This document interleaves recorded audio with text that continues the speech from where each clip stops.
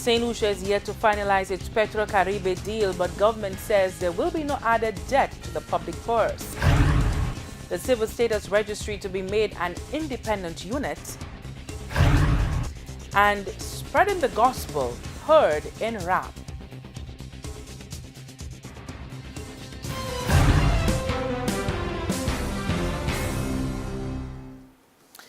There will be no further burden on the public purse as St. Lucia moves ahead in its membership in Petro-Caribe. That categorical assurance has come from the government in response to reports that the interest rates under the oil deal are set to increase. Hello everyone, welcome to the CTV News on Calabash TV. I am Lisa Joseph. The Venezuelan government is set to increase the interest rate it charges to finance oil purchases by Central American and Caribbean countries under the Petro-Caribe deal. According to reports, the increase stems from higher administrative and maintenance costs of the loans. Since the creation of Petro-Caribe in 2005, 17 member countries have enjoyed an annual interest rate between 1 and 2%. But as of October, that will rise to 2.4%. The planned increases are permitted under the agreement Venezuela signed with the participating countries. But an increase will mean more to be spent by government here. St. Lucia's Energy and Sustainable Development Minister Dr. Jimmy Fletcher says government is yet to finalize its agreement with Venezuela. The report states that Venezuela is unlikely to reduce or suspend oil shipments to the debtor countries, given the political value it sees in the oil alliance.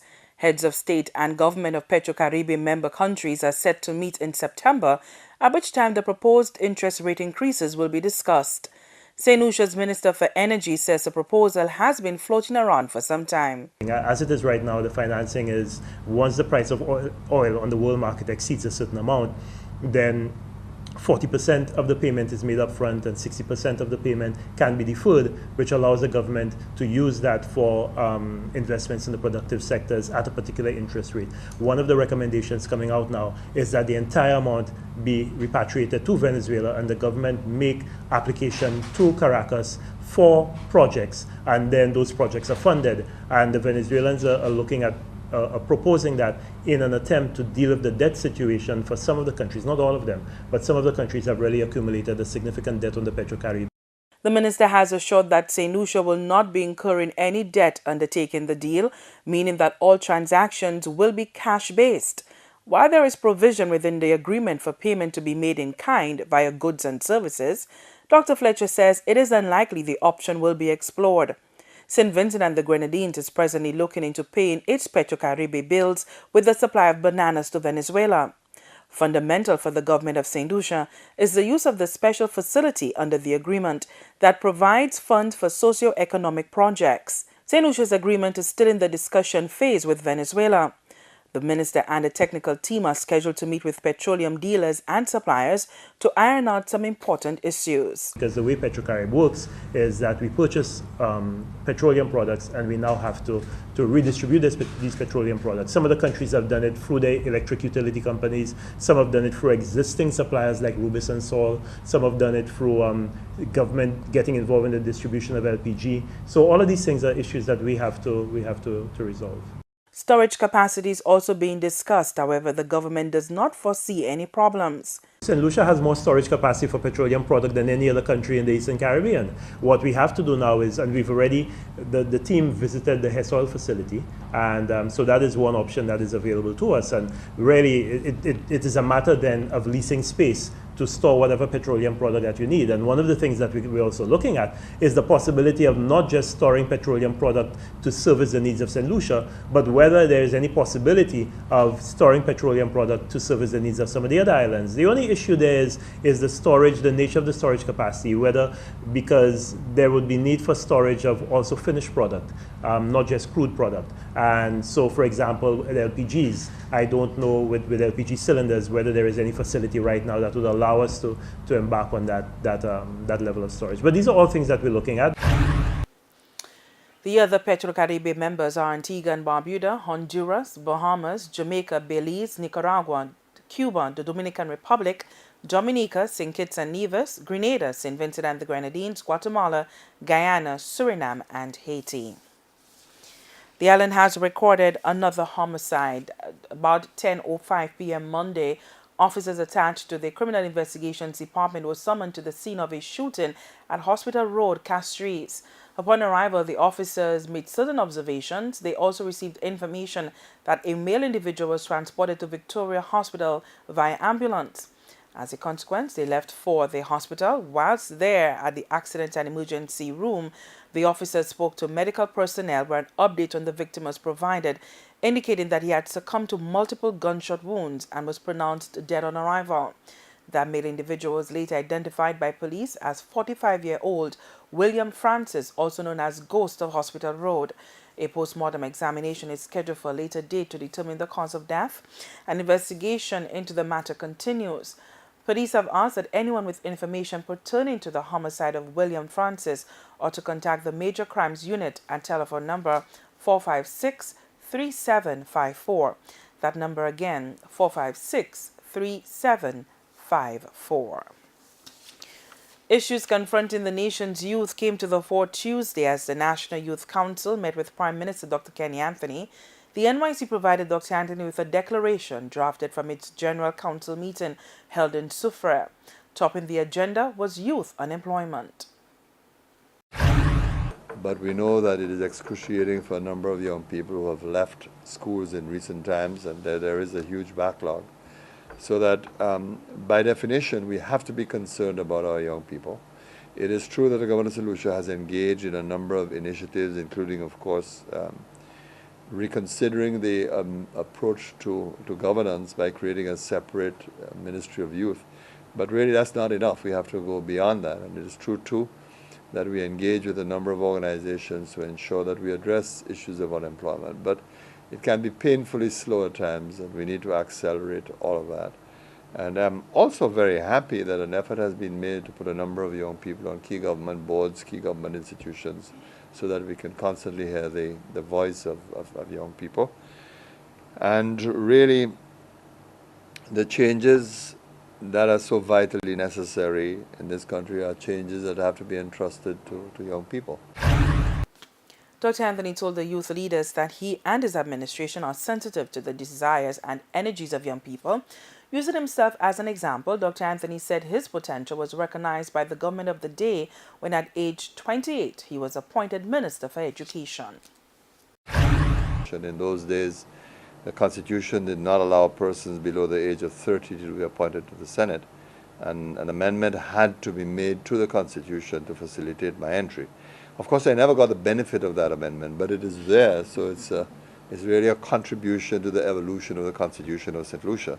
But I say all of this to say that someone like me must always be mindful, because this country was prepared to trust me with responsibility at a very early age, a very tender age, so that your own contribution to development of this country can never ever be ignored or treated with disrespect by myself because of my own personal history. So the National Workers Union, the NWU, has submitted 2 recognition claims to the Ministry of Labour on behalf of workers employed with Carib Cable and Alternative Security Services Limited.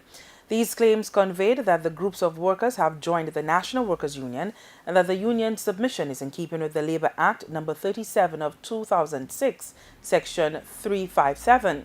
The NWU is seeking to become the exclusive bargaining agent for the workers in all matters dealing with their general conditions of employment. The union expects that the claims would be handled expeditiously. The NWU already represents employees at Helen Television Systems Limited. You're watching the CTV News. Stay with us when we come back. Moves are afoot to improve service delivery at the Civil Status Registry.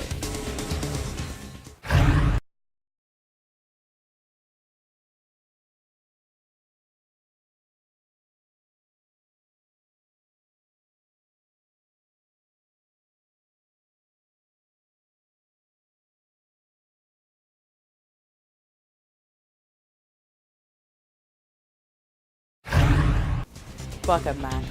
Moves are afoot to further improve service delivery at the Civil Status Registry. The Ministry of Legal Affairs is collaborating with the Ministry of Public Service in implementing mechanisms geared towards making the process of obtaining civil records easier. The island's ministers with responsibility for the public service and legal affairs have agreed that the situation at the Civil Status Registry is untenable and must be corrected with haste. Government's rectification plan includes introducing a dedicated Civil Status Registry operating with full autonomy, in addition to the expansion of the adjudicator's office. Rather than having civil status as a component of the existing registry, we'll have a fairly dedicated section that deals with civil status, brought under a registrar who will obviously have the operational mandate to be able to oversee those activities. With respect to the adjudicator's office, we've also agreed that in terms of adjudicators, we need to expand the service of adjudicators, and so we will be introducing 2 additional adjudicators to ensure that we are able to have a more timely addressing of issues that come before the adjudicator's office. Creating this independent unit will require an increased staff complement. Public Service Minister Dr. Jimmy Fletcher says vacancy notices will be placed this weekend for 2 additional adjudicators and a registrar. When the adjudicator's office was set up in 2010, it was set up very hastily to deal with a problem, but I think the back-end processes that really needed to ensure the smooth functioning of the adjudicator's office, those processes were never attended to. So if you go in there, you'll find that the retrieval of information, filing, all of these things are not, you don't have the best processes in place there. So that is something that the Ministry of the Public Services team has been working and will continue to work on in improving those processes. The old age complaints regarding customer service will also be addressed. According to the minister, considerable time will be spent on training for employees.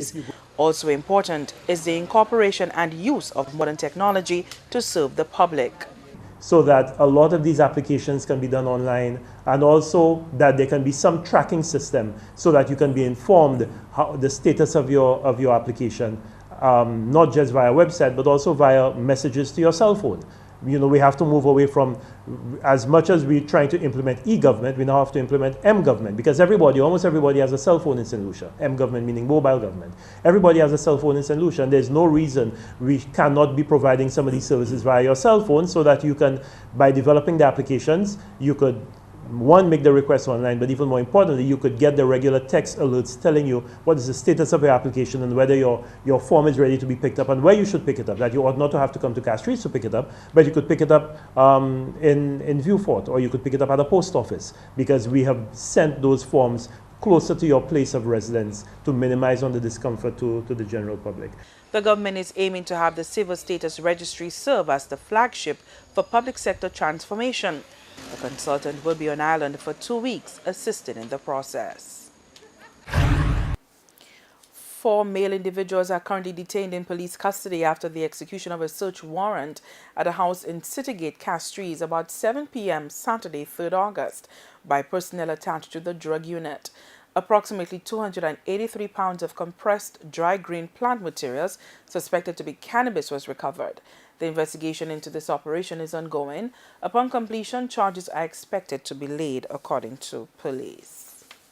And officers attached to the Marine Unit on Monday about 10:50 p.m. intercepted a white and blue pirogue named Daily Bread off the coast of Soufrière within the territorial waters of St. Lucia. The vessel was stopped and boarded. A search was conducted on it as well as its occupants. The officers recovered 1 large package containing 4 smaller packages and a white bucket containing dry green plant material suspected to be cannabis.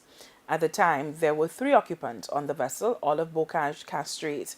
They were subsequently arrested and taken into custody for the offences of possession of a controlled drug and possession with the intent to supply a controlled drug.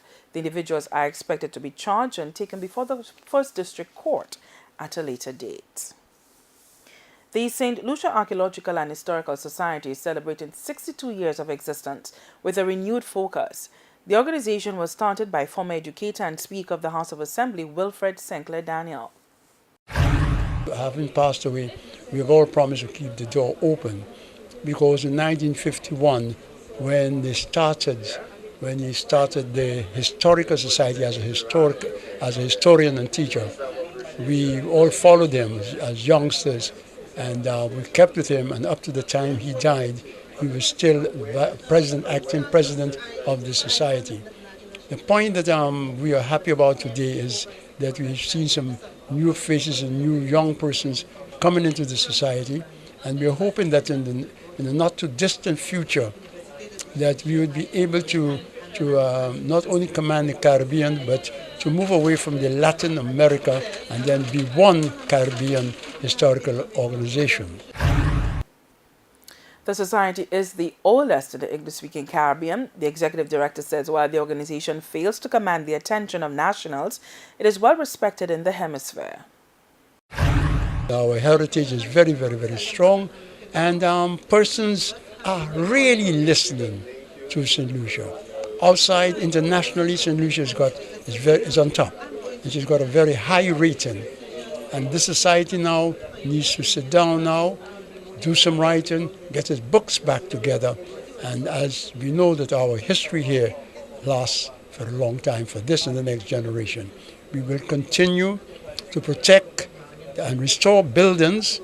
We will continue to protect our archaeological and historical sites, our memorandum of understanding with the Leiden University, and our working together with the Florida State Museum puts us in good stead because they know what we can do and what we can do for the Caribbean. The recently held 6th annual conference of the Caribbean Association of Oncology and Hematology is being described as a groundbreaking and innovative session. The event was attended by over 300 participants comprising medical practitioners, deans, professors, students of medical schools, and experts in cancer care from around the world. Organizers described the conference as an unprecedented success. Details in this report. When over 300 medical practitioners and experts in cancer care and management met here recently, one of the critical areas discussed was the need to make cancer care the responsibility of all medical professionals, not just oncologists and hematologists. Dr. Owen Gabriel, chairman of the CAOH 2013 conference, stressed that cancer care and management should involve all sectors of the health services industry. It's not just the oncologist or the hematologist, we also have the general practitioner, we have the community nurse, we have other specialities in between, gynecologists, we have surgeons, we have pathologists, we have radiologists, and gastroenterologists. All of these fields have a role to play. Dr. Gabriel called for greater dialogue between policymakers and the Caribbean Association of Oncology and Hematology on the real issues surrounding cancer care and management. CAHO would want to be part of the decision-making process at the very highest levels, where policies are determined for purchasing chemotherapy drugs, for accessing services, highly specialized services like radiotherapy. The Governor General of St. Lucia, Dame Perlette Louise, officially opened the conference and committed to help promote education campaigns on cancer prevention and control. Dr. R.G. Swami, president of the Medical and Dental Association, also pledged support on behalf of his organization. Health Minister Alvina Reynolds addressed the conference, noting initiatives to better profile cancer in St. Lucia. One of the initiatives that will contribute to our research is the establishment of a cancer registry, which will assist us in our decision-making process. We will continue to analyze and understand our cancer profile to be able to track trends and probable causes. The feature address was delivered by native St. Lucian and world-renowned pain management specialist Dr. Winston Paris, who noted the financial and social burden on cancer patients. There are social consequences of cancer. As you diminish your social relationships, people don't come to see you, or you don't want people to come to see you. You have decreased sexual activity, you would decrease affection, you don't even kiss your loved ones anymore. Because your appearance is altered, there's a loss of interpersonal contact. The human being is a social animal, and as we give up that social interaction, something terrible and negative happens to us. Dr. Paris says the contributions of caregivers must also be noted as they too make tremendous sacrifices. Another highlight of CAOH 2013 was a live demonstration of an outpatient screening for colorectal cancer by Dr. Albert Titus, a leading expert in single-incision laparoscopic surgery, SILS. The 2.5-day conference featured presentations by experts from Taiwan, Canada, the US, the Virgin Islands, and the Caribbean. Stay the CTV News. When we come back, the Love Symphony.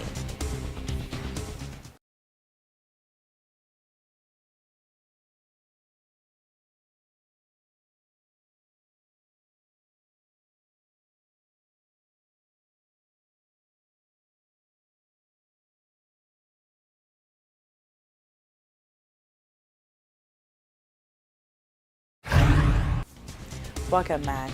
Arnold Jules, better known to the public as AJ, is finally busting out officially with his first recorded single, Love Symphony. Raised in Marcia in Castries, he started rapping at the age of 10. And according to him, he wrote his first worldly song at the age of 16 and continued along that path. At age 18, though, his life drastically changed. He got saved, became a Christian, and from then on, his lyrics also changed. He has a special mission, he says, and that is to connect to the youth in the society on many levels as he pours out the message of the gospel in rap. It's like I'm standing all alone at my life's bridge, reaping consequences following what I did. If I jump off and die, the pain will go away. I really write to suit the moods of everybody and strictly the gospel. So if there are people who understand the gospel and they actually know what I'm talking about, they can relate. For example, I made a song about the book of James in the Bible. It was for our Bible study ending, kinda. So they understood what I was saying because they already knew the book of James. So I think it's going really well. I mean, there are some critics, there are some people who find, rap and the word of God shouldn't be mixed. But I believe that all good things come from God. And if God has placed a talent in me, I don't believe I should waste it or just put it aside, So I guess I can use it to just bring out His message. My new single is called Love Symphony. And a symphony is actually an agreement of sounds. Love being God. So it's actually God and an agreement of sounds. So it's a wonderful song. It was produced by Sapphire's Joseph of Life Worship Studios and Rossi as well. And my friend Pauletta featured on the track with me as well. And it's just a major song to just touch hearts. It was just basically talking about me standing at my life's bridge and I'm reaping consequences following what I did. And talking about if I jump off and die, what is going to happen? Will God catch me? And it's just talking about love will catch you when you fall, no matter what. You settle the riots, the devil keeps quiet, the heavens rejoice. Sounding good there, AJ. And that's where we come to the end of the CTV News. We want to thank you so much for watching. I'm Lisa Joseph, as always, saying goodbye. Until we meet